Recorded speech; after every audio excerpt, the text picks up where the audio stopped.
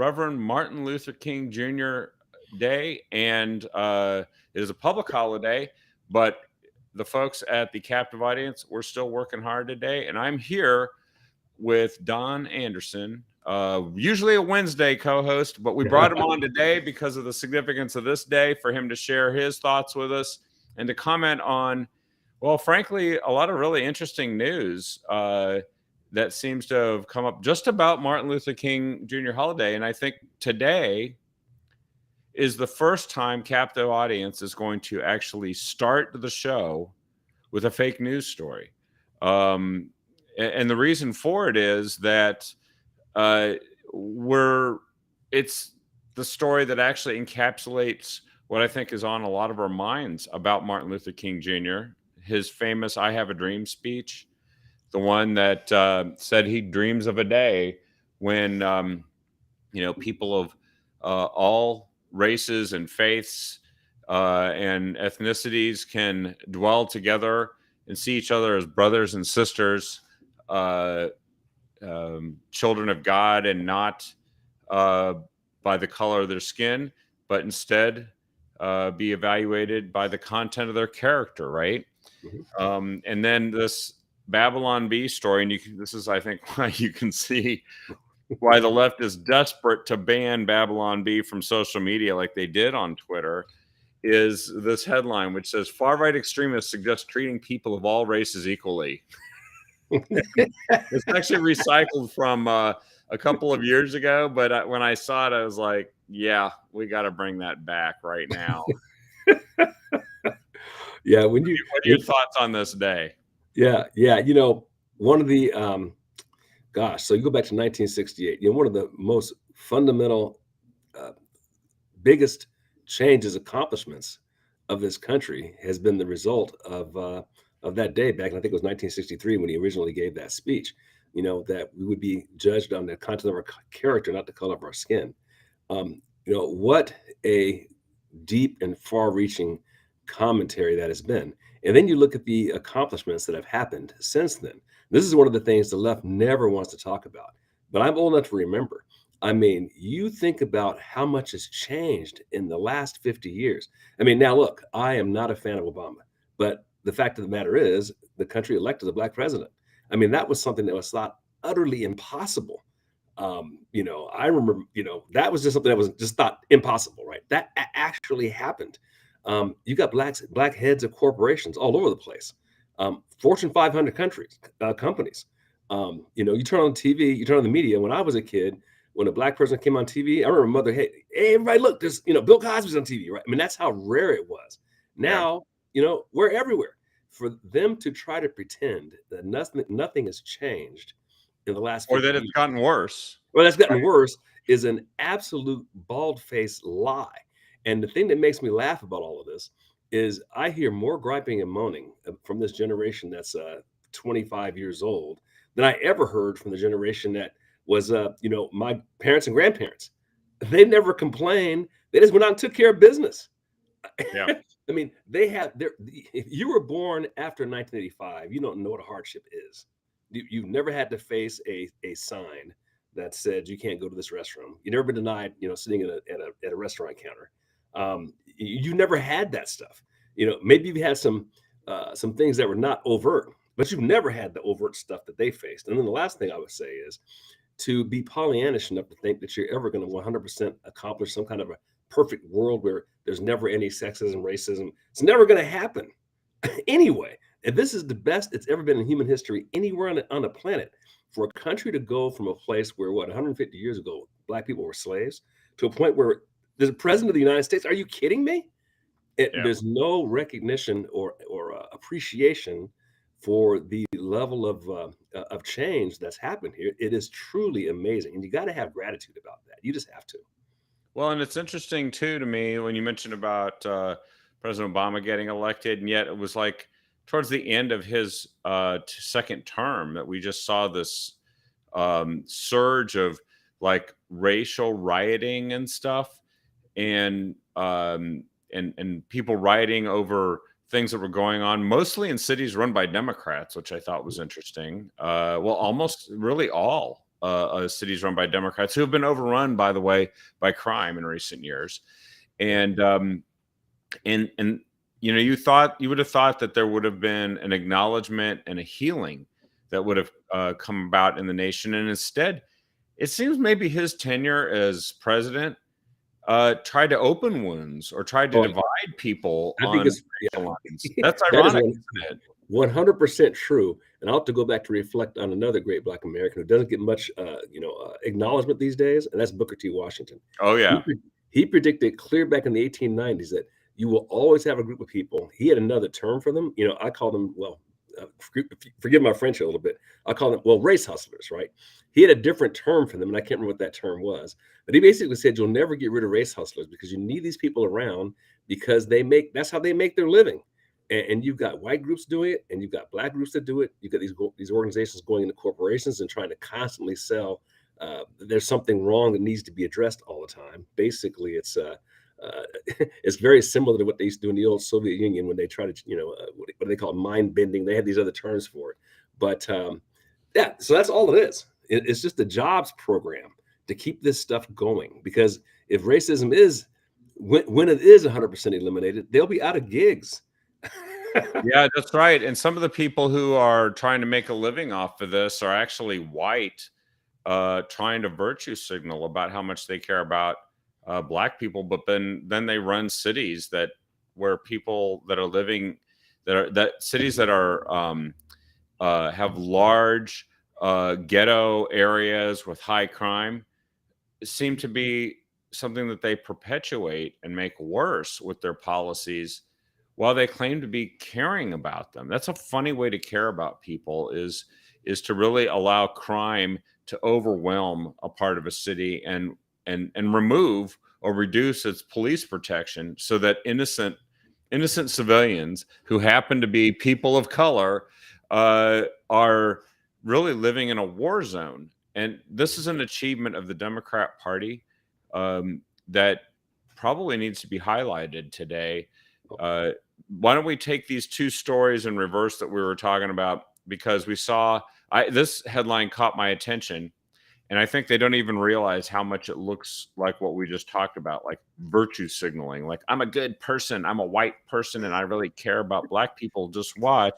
Well, in honor of MLK weekend, Tina Kotek, the governor now, Ron Wyden, and state leaders, quote unquote, clean up Portland Park for MLK weekend.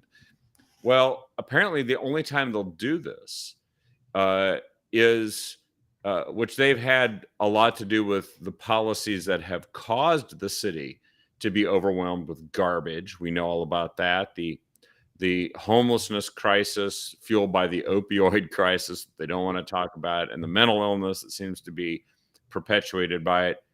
But if they can show up in front of some TV cameras and take pictures of themselves cleaning up a park, then that's good enough for them. Doesn't matter if they make anyone's life better.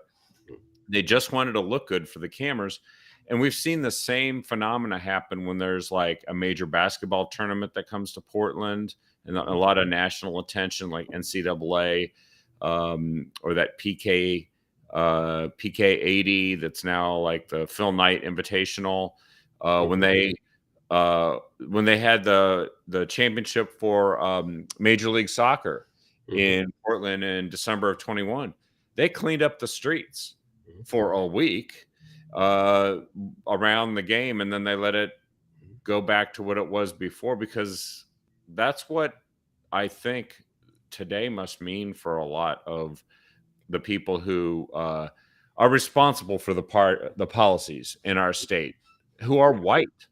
Yeah, they are not interested in fixing the problem. You're 100% right. They're interested in virtue signaling. When you think about this too, the thing that's frustrating about all of this is the problem is really relatively simple. The solution is simple. Putting it in play is difficult, but the solution is simple. Number one, enforce the law. You can't be sleeping in the streets. You can't be drunk and passed out and high in the streets. You can't be doing crime. Enforce the law. And then once you lock them up, then you implement the compassion side of this. Okay, let's see if we can't get you cleaned up and be able to operate in society. a lot of these people have been so damaged by these drugs that the reality is they're never going to be able to operate in Yeah, society. that's You entirely know? possible. At Yeah. least a good percentage of them may never fully return to productive members of Yeah. society, although we hope they can. Yeah, but we can't have them sleeping on the bridges. I mean, and so you go back to the solution back in the 50s and 60s, you had the sanitariums and places like that where you took care of people, in a compassionate way. Now you can't be giving them lobotomies like they used to do. No. Right. No, no, I think maybe some of the Democrat leaders already got that. Uh, and now I we're can't just argue living with that. the results, right? We should put them in office. Yeah, well, Make it and I can worse. tell you that it's interesting you mentioned that. I'll just post this here, but there's a story that did emerge today. Federal judge denies request to modify Oregon State hospital release policy, which is leading to them releasing people from the Oregon State Hospital who are not safe to be released into society as far as society is concerned, and also cannot be held in jail even though they've committed crimes, but because they're supposed to receive treatment. So there's this crazy thing going on where they just won't fix problems that they are causing. They And see, refuse yeah. to fix them. And see, Kevin, that's where I get to. Some of these people are stupid, but some of them are smart. And I can't believe people are dumb to think that those policies are going to work. That's why I think it's intentional. You want to create chaos. You want to create a nasty environment in the streets. These things keep you in positions to keep the racism thing going, for example, right? So they keep this chaos going, and then they get reelected based on it. And I think that's the strategy. Well, and then I think this just shows how much disregard and actually disrespect they have, not only for Reverend Martin Luther King Jr. and his legacy, which I think the woke politicians are trying to actually reverse what he did, which is to try and bring about equality. They're trying to get rid of that. That's a dirty word now. Is equality? You have to say equity because that doesn't mean equality, and they know it doesn't mean that anymore. But here, then they do something where they claim to be honoring Martin Luther King Jr. with a woke $10 million massive bronze piece entitled "The Embrace." It's supposed to be a sculpture in bronze of Coretta Scott King and husband Martin Luther King Jr. hugging after he won the Nobel Peace Prize in 1964. Except, unfortunately, it's so artistic that when people see it, that's not what they think of. And this article quotes Seneca Scott, who's Coretta Scott King's cousin, saying the mainstream media was reporting on this statue like it was all beautiful. But then it came out, a little boy pointed out, that's a penis. And everyone was like, yo, that's a big old dong, man. And that is what.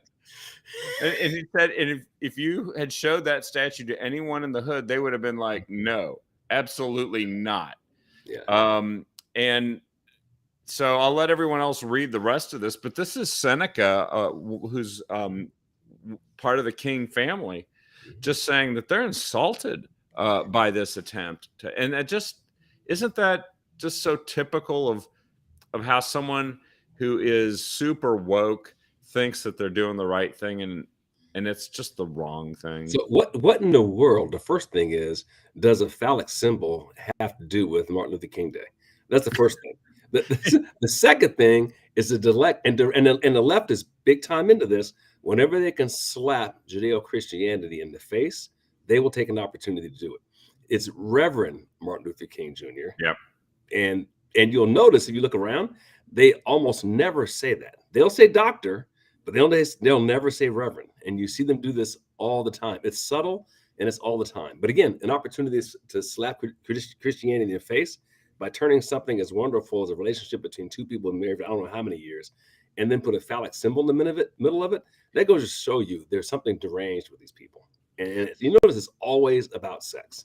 Always. Well, and they think that they're honoring something by allowing something to be depicted that way. And they show the picture, and the picture which I don't know why they couldn't have done a sculpture of that, clearly doesn't look anything like the sculpture, other than that the one hand does look like a hand, and then the rest of it doesn't look like what they wanted it to look like. But this is what Seneca King said. She told the New York Post, quote, "The woke algorithm is just broke. I don't know what else to tell you. If you went through all of that and that's what you came up with, something's wrong."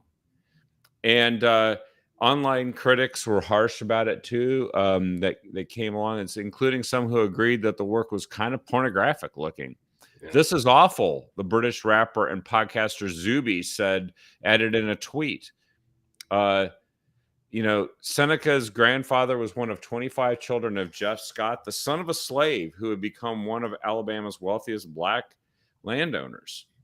Seneca said his grandfather's brother, Obadiah, fathered Coretta, whom Seneca said he met once at a family reunion before 2006 death. So there's some backstory here that's really interesting. And, Seneca is saying she thinks the statue should be melted down. It's a 65,000-pound sculpture that cost $10 million. And they unveiled it today. That's one of the first things I saw when I got up, and I'm like, what? Yeah. And that was vetted by people. You just don't put those things out there without those things getting vetted by lots of people. Nobody caught that, which means it's on purpose. You really got to believe that someone has been lobotomized if they saw this and just didn't come to the conclusion of what it looked like. Yeah. Well, so I know that we wanted to emphasize MLK Day. Let's we're breaking. This is what hit the news today. We're not just cherry picking. This is actually one of the first big stories at the beginning of the day, and it's a jaw dropper. I think that if they just stuck to honoring the legacy and the words of the Reverend Martin Luther King Jr., we'd all be a lot better off. And also, if they would maybe pause and think that they should stop doing things that are reversing and erasing his legacy, or in effect depicting him and the things he stood for as something they attribute to now far-right extremism for calling people to be treated equally. Yeah. Equality is what this nation's about, right? Yeah, but that doesn't fit their agenda. It doesn't fit the agenda they have. And that's something we should call out, which we have today. So, let's kind of move on to some other news, because believe it or not, there's actually other news to discuss. Here in Oregon, we have a problem. Lars Larson, the radio talk show host, is asking the question, why won't our schools protect our kids? And you're like, oh, what does that mean? Well, apparently, there was a recent there's video that you can go watch that's in this article that I'll post here of a apparent shooting outside of Franklin High School, which caused a panic. Someone in the parking lot was firing a gun while a basketball game was going on in Franklin High School. One kid suffered minor injuries from a possible graze wound, and but Lars said that this kind of incident sounds like it should have been handled by armed school police. But guess what? The woke idiots that we were just talking about have gotten rid of school resource officers and pushed to defund and reduce the resources of police. Here in the Northwest, they fired nearly all of the school resource officers in major cities. And the bizarre explanation that has been given is that for doing that is that officers arrest kids when they break the law, and schools don't want this to happen. Well, then I guess they want to have happen what happened, which they in turn, by the way, have been blaming on firearms. That firearms somehow jump out of like a car and start shooting all by themselves. Because they refuse to hold anyone accountable. In this case, it was a 15-year-old shooting suspect who's been arrested, and for now he's in custody in juvenile lockup. Fortunately, no one was seriously injured or killed, but it seems like they've decriminalized crime, blamed the guns, and said that we're not going to let police be involved at all. This is not a sustainable situation, is it? No, not at all. I mean, it was funny. I was just listening to a lecture last night on the Reconstruction era and the Democratic Party, and how when the Republicans moved out of the South um, after the election of gosh, that was, I can't remember which election that was.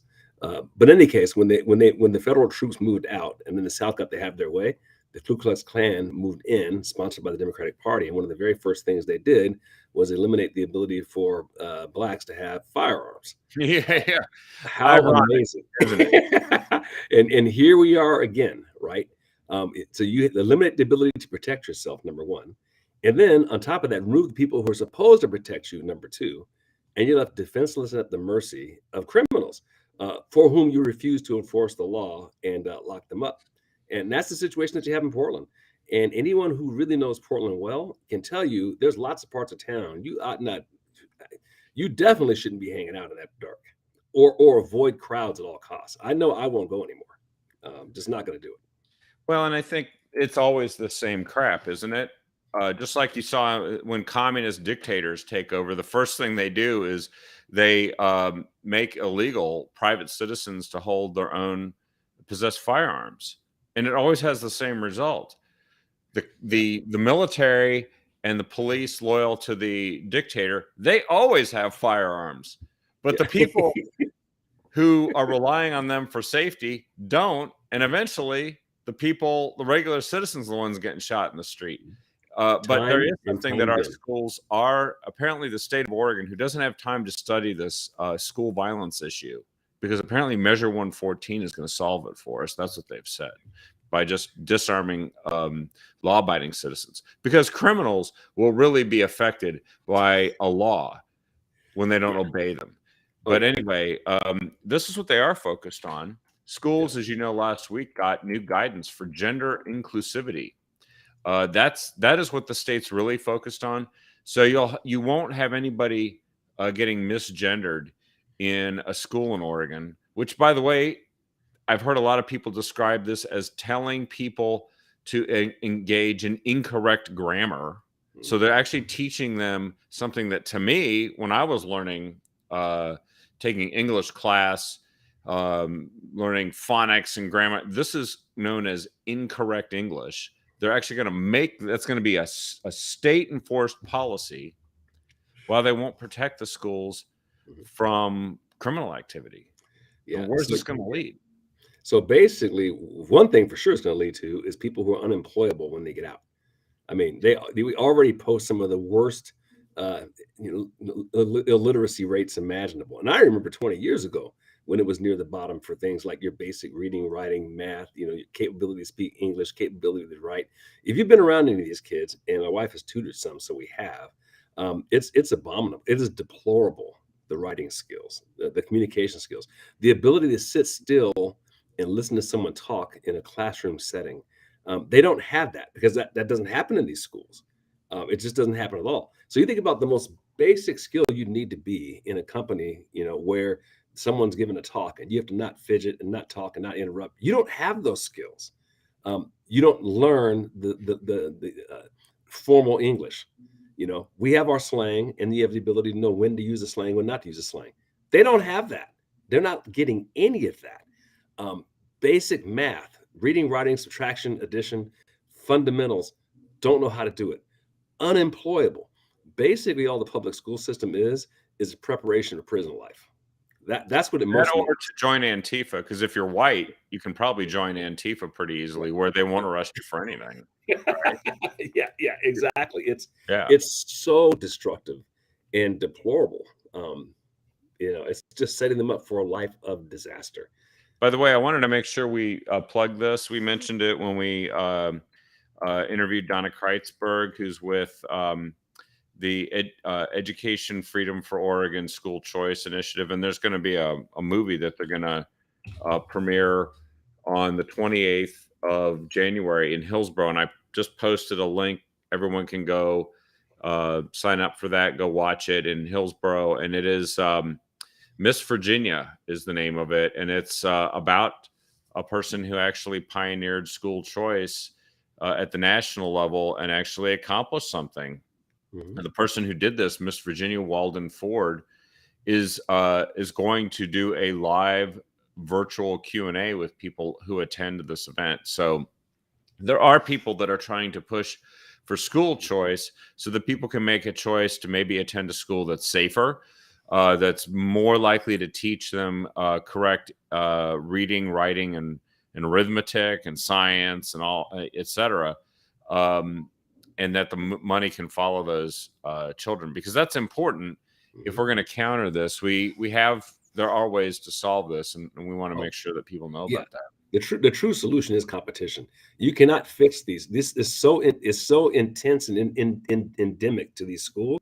You cannot change them, but if you introduce competition to them in the form of school choice, where people can do it on their own, or they can have private schools, or just, if you get enough competition, then they will either change or die.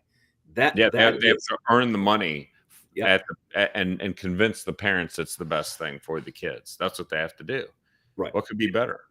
That is a solution. And you'll laugh. I'll tell you one quick story, because this is so funny. Right before you called, Kevin, I was watching Phil Donahue from 40 years ago, right? And Milton Friedman was on Phil Donahue. And the hilarious thing about it is the exact same topics. Oh, right? yeah. I've seen that a number of times, sure. It's so funny. The only difference was the hairstyles and the clothing. But the exact same topic. The one about the government apparatchiks being put in charge of everything. And Milton Friedman just could concisely eviscerate arguments that you can only accomplish things if you have more government. He and he used their own points of reference. It was that's the only thing that concerns me about the media today, is they seem to be trying to invent a new reality and pretending everyone's living in it, where all of these government programs actually work extremely well, except everybody who's relying upon them knows that's not the case. And then you can't look much further than outside your own door into downtown Portland and know that clearly something is not working there. And that's a bunch of government programs at work, lots of money. Well, here's an interesting thing. So we know there's been a supply chain crisis, right? And it's impacted a whole bunch of different categories of products. And most recently, in addition to inflation that have been significant over the last year, now there's a egg crisis, because there's been an avian influenza that has impacted and led to the deaths of tens of millions of chickens, including about 57 million chickens have been impacted by this. And so it's causing widespread shortages and price spikes. They've doubled or even tripled in price to buy eggs. And but I think this story here is saying that liberals are actually boycotting Fred Meyer eggs, which Fred Meyer is a subsidiary now of Kroger, which is a national chain. They have stores in the Midwest, but that's why I grew up in the Midwest. They were there, and they're trying to push everybody to stop buying eggs at Fred Meyer. And you know what? This is the first time I'm going to say I think this is a really good idea. We have a shortage of eggs. And if a bunch of crazy leftists, in this case, the people who are pushing this is Mercy for Animals, where they're trying to pressure, the supply chain to conform to some standards that they have. They are pushing everybody to not buy eggs. And I'm like, that's it. There's the answer to inflation and product shortages, is that give every single leftist group a reason to boycott the products that we have a shortage of, and then we won't have a shortage and prices will come down, and then they can all eat. I don't know. They can just go eat grass in the backyard. Although we know they are fans of another kind of grass, but they can just go and do that, and we can all pay regular prices for all these products when there's shortages. What do you think about that? I think it's a solution. Watch out for the mushrooms, though, too. They like those. And you got to watch what kind of mushrooms, because the ones that grow in the backyard aren't always so great for you to eat, or whatever motivation you might have. But it's the cost of a dozen eggs has dramatically increased, and I think now I've been seeing, for the most part, $9 package of 18 eggs for $9, something on that order, which is significantly above where it was a year ago. So we just want to let you know that, and of course, since liberals don't understand economics, they don't understand it. They'll never figure this out. They'll just not understand why egg prices come down, because they don't understand supply and demand. But it just reminded me of the other thing you see with leftists, and I've noticed this clear back to college. They always want, you ever notice they always want some big giant outfit to solve the problem? It's always some big company, it's always some big government outfit. They never want to personally go solve the problem. They never want to get their hands dirty. They always want somebody else to do something. I mean, it's just an interesting observation that I've seen with them. They can virtue signal, but they never go put the work in themselves. No, and that's why in this case we finally figured out a way to turn their own strategies against them, and actually to our benefit. It's beautiful. And Marjorie here is saying that that she knows, like her husband went to Costco and there were no eggs of any kind. It's true. You're actually going to find like stockouts. So we have to convince all the liberals around us to stop buying eggs and send them these ads. Whatever it takes, we'll get the supply chain fixed one way or the other. We know that Pothole Pete, who's in charge of a good portion of our logistical supply chain, and seems to be completely out to lunch on all of that. Pothole Pete is Pete Buttigieg, the Treasury Secretary. They call him Pothole Pete because when he was the mayor of South Bend, Indiana, they started calling him Pothole Pete there because he said he's going to fix the roads, and they just had more potholes than ever by the end of it. Because a lot of people on the left don't like roads anyway. They say that roads causes car traffic, which is, I've joked with people that, well, that's like saying wet sidewalks cause rain. They kind of believe stuff like that. The party of science believes that. So anyway, well, next story here, and a very interesting one, is the Oregon Secretary of State, Shemia Fagan, is now laying out what she calls her legislative agenda. And here's her legislative agenda, because she oversees the election division, among others, is to expand automatic voter registration to, quote, returning prisoners and Medicaid recipients, along with getting more funding for overseeing elections and responding to records requests. Something tells me the records requests won't happen. It's just sort of let's throw that out there and pretend to be doing something about it. She's also in charge of the audit function of the state government, which, if you look at just how little we know about how our money is being spent in the state government, that should tell you how she's doing on that so far. But this is interesting because they're saying the state's outdated campaign finance database, Orastar, needs to be replaced. I remember when Orastar was first implemented, because prior to that they were doing everything on paper, and that's not that long ago. I think that's like 2006 or something like that. So you can tell they're a good decade and a half behind all technology in the world. But this automatic voter registration expansion to returning prisoners, that is pretty obviously an effort to see if they can't cater to a constituency, because they're also at the same time trying to make sure that as many people who have been in prison get released as soon as possible, even if they haven't served their time. The governor, former governor Kate Brown, was doing that. The district attorneys that kind of have the woke Soros prosecutorial approach, they are excited about getting as many people out on the street as possible who've committed crimes. And now they want to make sure they get them registered to vote. And then Medicaid recipients, need we even explain that one? Pretty obvious that what they want to do is they want to get as many as she's spearheading a bill that would help an estimated 170,000 Oregonians who receive insurance through the Oregon Health Plan and are not registered to be registered automatically. They'll be forced to register. And they're very excited about this. So this is what, of all the issues that people have and the trust issues they have with our election system and the transparency issues they have with our election system, these are her top expectations for what she's going to pursue. In addition to, she says, to support implementation of campaign finance reform, where they're going to make it so that everybody except for labor unions will be restricted in donating to candidates. What can go wrong with that? See, it's a direct attack on the rule of law and the Constitution itself. I mean, if we don't have integrity in the voting system, you basically have tyranny. You basically what will result in is a one-party state, which is exactly what they want. They've created a situation where for the last 40 years only one party can be elected, and by doing things like this, you basically put that in concrete.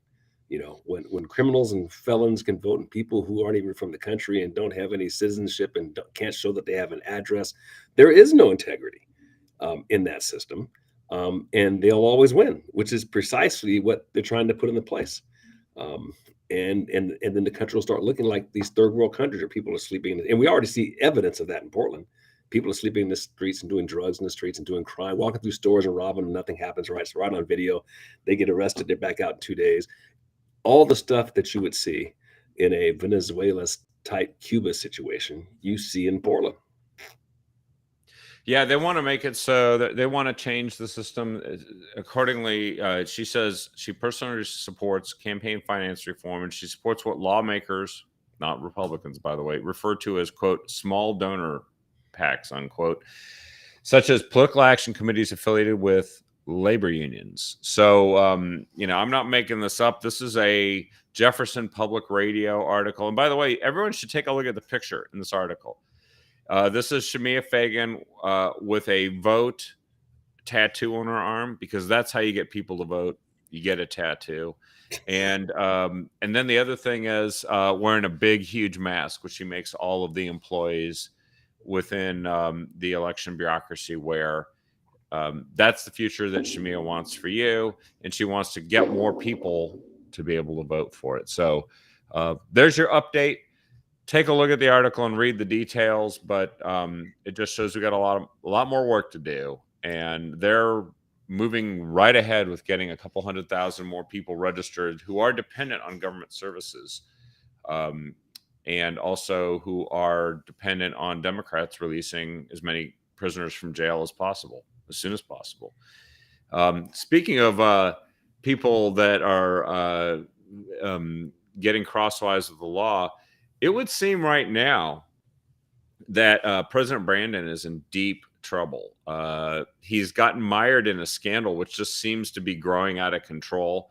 He's probably going to have to go start another war someplace to make everybody forget about this, or unleash another crisis that makes us forget about his troubles with classified documents. He's completely discredited the whole idea of trying to go after President Trump on the documents at Mar-a-Lago. But here's some really fascinating stuff. So Kimberly Guilfoyle, former Fox News host, and actually involved with the America First organization that is obviously affiliated with or Make America Great Again PAC and so on of former President Trump. Here's the things she said. She goes, Trump. There's the difference between Trump and Biden. Trump has had declassification authority. Biden, zero declassification authority as vice president when these documents appeared. Trump stored documents in one secure location. Biden, multiple unsecure locations. We know that was like the glove compartment of a classic Corvette in his garage. Trump, National Archives is aware that he had these documents. Biden, National Archives wasn't aware that he had these documents. So there is a difference between the two. And there's more analyses of this that I've seen, which I don't really have an easy way to post this, but they do not have a log, apparently. It's been requested by the House Republicans, who are beginning their investigation into all of this, and they're looking into both sets of classified documents to see if both Trump and Biden, to see if maybe some laws need to be updated, which is a proper reason to investigate these things. Mm-hmm. And turns out that there are no visitors logs today that exist for Biden's Wilmington, Delaware home, site of where the classified documents were discovered. There was a visitor log for people visiting Mar-a-Lago, as well as Secret Service agents who were present to provide security for the president at that location. But Mhm. now there's a special counsel that has been named to investigate Biden or whitewash it. And there's this other meme actually is pretty good. It said uh, Donald Trump, the story about classified documents was rushed to get out before the midterms in order to influence the election. Joe Biden, Yeah. story got buried before the midterms, despite being discovered 6 days before the midterms. These documents, Yeah. smear campaign, 24/7 coverage of Donald Trump. Joe Biden media positive and defending the coverage as if there's nothing to see here. Donald Trump got raided. Joe Biden. These are questions people are asking. Joe Biden not only didn't get raided, but there are no FBI agents being sent to search the premises of his properties that aren't secure locations that are outside of the White House. He's got lawyers who are not authorized to handle classified documents. They're not qualified to searching for classified documents. That's what they've got going. And Yeah. then Donald Trump got a big FBI photo shoot. There has not been one single picture of anything from any of Joe Biden's properties to show where these documents were being held. And now they have no idea who might have had access to the premise that could see them. And this includes documents kept in various locations in a building funded by China, to put it lightly, the Penn Biden Center or the Penn Biden Xi Center. And then the other location, his home, was a location belonging to his crack smoking son's garage. Who, Yeah. by the way, also I was gonna say, you haven't even touched on the disaster that he's been. yeah. Well, and then somebody who apparently is so secure about, so concerned about information leaking out that he left his laptop, a real laptop that actually the FBI had for 18 months or something before election day 2020, in which they claimed it was fake. And here's an interesting story that goes along with it. Ex-top intelligence official Douglas Wise knew the Hunter Biden laptop, quote, had to be real, unquote, but he signed a letter spreading disinformation along with 51 other supposed intelligence brass elites on October 19th, 2020, 5 days after the New York Post began a series of reports that were blocked by social media about the existence of this laptop and what it contained and the shady overseas business dealings that not only involved Hunter Biden, but appeared to implicate Joe Biden. And this is prior to the 2020 election. And here's what Wise said recently. He said, all of us figured that a significant portion of that content had to be real to make any Russian disinformation credible. So he admitted that if it was Russian disinformation, which we now know it was not, in order to make it credible, in order for people to believe that it was real, you would have had to have mixed Russian disinformation with real information. Now we know it was all real.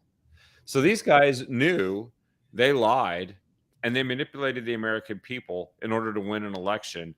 And as of yet, nobody's paid a price for any of it. Nothing. Yeah. I'm truly speechless. I just can't believe how far this is and how long it's gone on. Hopefully, this stuff will finally see the truth does eventually find a way. Is all I can say. Well, and there might be a reason why the truth is coming out now and why it seems to be a drip, drip, drip.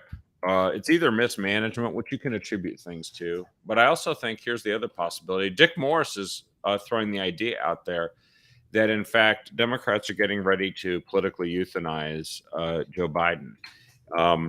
And they don't have to lobotomize him. We know that. That ship has sailed. There's no point in that. Well, that would be logical, because right now, if you look at the next election, this performance has been disastrous. You got to be able to blame it on somebody, and I'm sure they'd love to be able to blame it on Biden, not the party. Well, Adam Schiff actually came out and slammed Biden for letting this happen. And don't forget, all this happened. These documents are taken before Biden was president.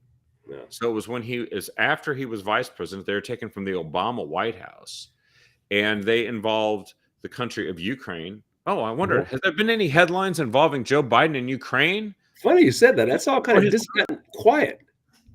that's yes, and you know what? There's a real concern what these documents might contain. There might have been a real motivation for them to have those documents removed and in his possession, because clearly there's some stuff we don't know about that went on between Joe Biden, Hunter Biden, and Ukraine.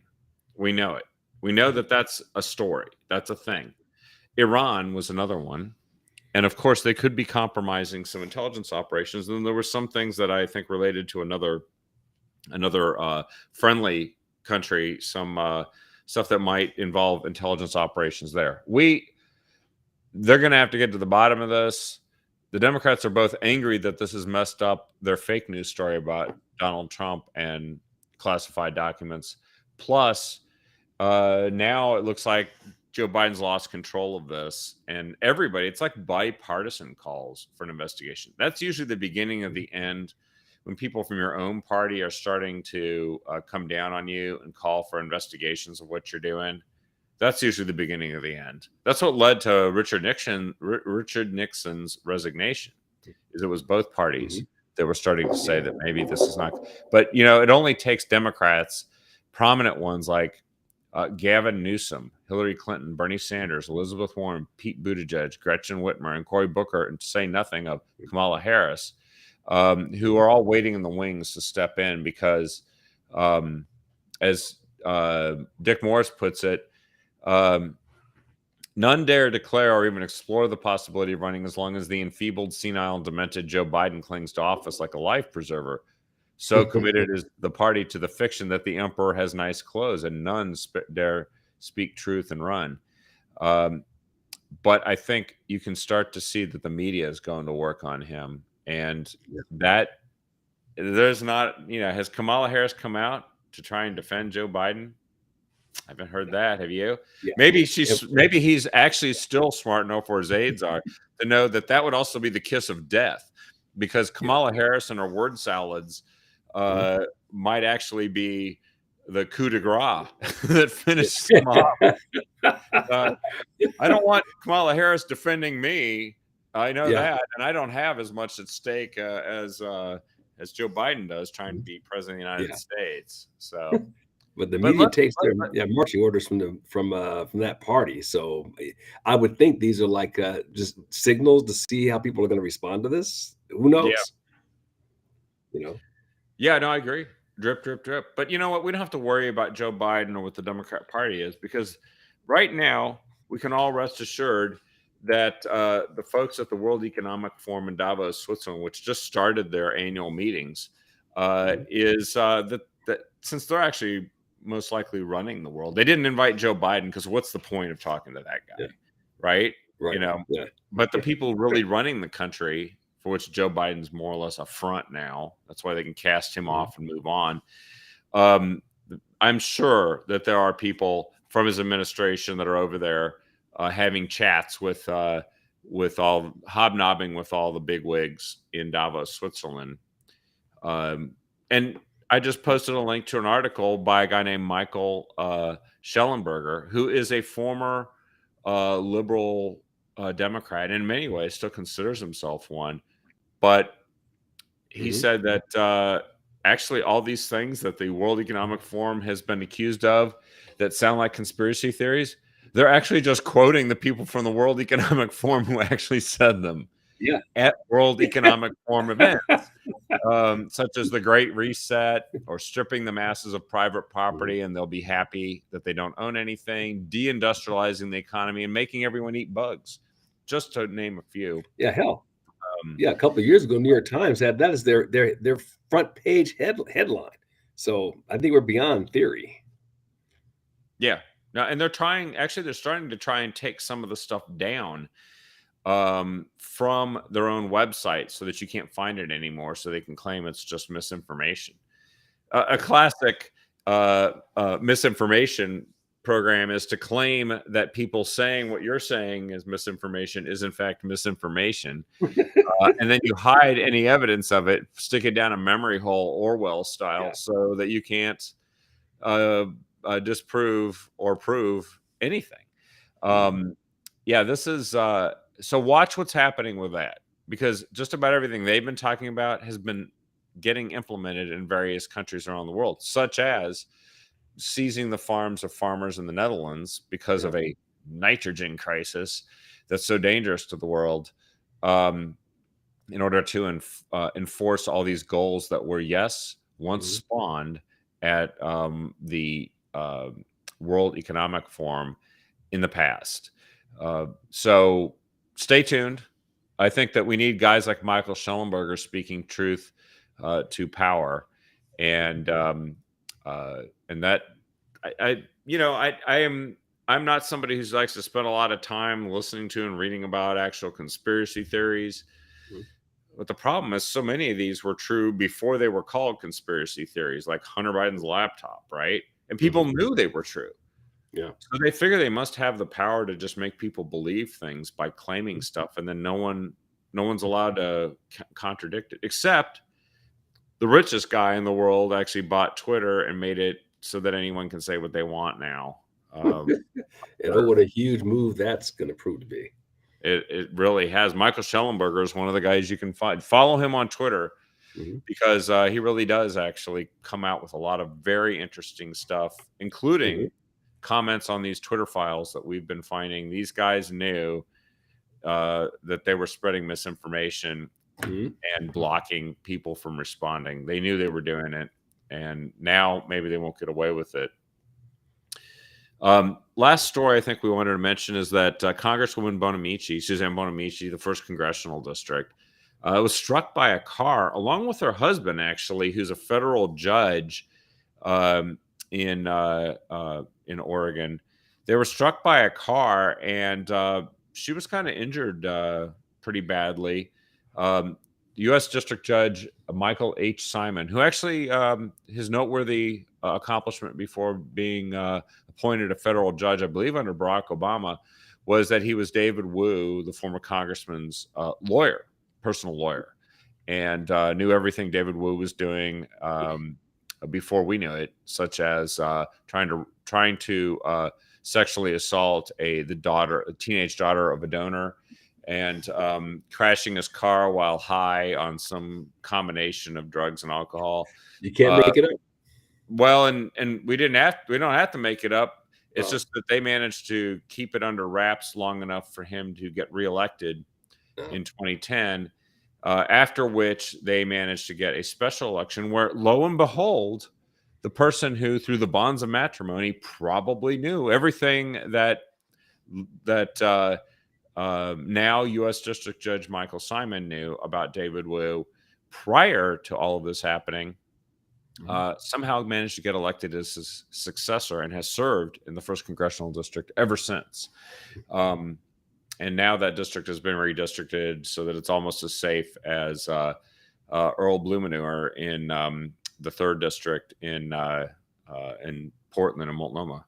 So now we wish them a speedy recovery, and they say here that they expect that she will fully recover. It's a concussion and head lacerations. There's very few details other than it was a low speed situation and that they got knocked down. And but there's no arrests, no citations related to the incident, as far as you know. And there are a lot of dark streets in Portland where you just can't see what's going on. I encountered that this weekend, and we do hope we wish them a speedy and full recovery, both of them. But I think a lot of people just don't know that this happened, and I'm not sure why. It's kind of big news that a member of Congress gets hit by a car along with a federal judge who's her husband. But we're telling you, it happened. It's real. Yeah. Any last thoughts here tonight, Don, as we wrap up? The last thing I guess I would say is I think, faith and belief and courage in the face of adversity. We're facing adversity like we haven't faced, going back clearly, I'd almost say back to World War II, when Hitler was on the move and Japan was on the move. And you recall the first 2 or 3 years of that, America, backs to the wall, right? But the country recovered, came back and won that. And I think we're facing the same thing here. they've been at war against us for the last 4 years, but we weren't made aware of it finally. Well, we weren't awakened to it until the election of 2020. And if you didn't know we were then, you know now. And so now we need to fight back. And it's going to be a war that's going to last probably beyond our lifetimes. And so I think you just have to keep that in mind, stay positive. A lot of great things are happening. But we have to chip, right? At local level, belly to belly to fight. And that's what I would say. Well, and that's a lesson we can take away from Reverend Martin Luther King Jr., who faced a lot of adversity and actual racism, and actually stood up and actually stood for pacifism, but persistent protest to finally bring about a big step forward towards equality. We have to be as persistent. We have to be as willing to put up with difficult trials in order to get to the goal. In his case, he called it the promised land, and I still think that promised land is what America is and can be. By the way, I just wanted to do a plug for tomorrow night's show. We're going to have 2 guests on tomorrow night. We're going to have Brent DeHart, who is involved with the effort in Salem that we talked about last week to get commercial aviation resumed there. They faced opposition from something called 350 Salem, which are far left climate activists who have been trying to block projects, claiming that it's bad for the environment, even though it makes people drive further in cars to an airport. But okay. But Brent's going to tell us the inside story on how all this is developed so that we can understand what happened in Salem last week and why we need to keep an eye on groups like 350 around the state, as well as what's going on in Salem going forward. And then the second guest we're going to have is Senator Lynn Finley, a state senator here, a Republican state senator, who has proposed a bill. It is Senate Bill 647 that will ban, or is meant to ban, local jurisdictions from banning natural gas that is used to heat homes, cook food, heat water, and many other things. Actually, I'm learning there are 2 cities, Eugene and Milwaukee, which have already taken steps towards banning some of this in new dwellings. We know it's a slippery slope, and they have a whole plan to do it. We're going to hear from Senator Finley about this bill and perhaps a few others he's proposing tomorrow. So those are our 2 guests tomorrow night. It should be a great show. It should be David Darnell and myself talking with these guests and kind of going a deep dive on both of these issues. As we know, there are groups around the state that want to radically transform your lives, make it more expensive, take away your energy choice, take away your ability to fly conveniently from one city to the next, all because of the cause that they say is to control the weather, climate change. And so stay tuned. David and I tomorrow night. Don, thanks again for joining me here tonight. Really appreciate it.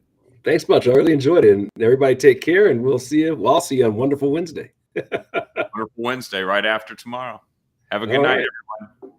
Good night, everybody. Take care.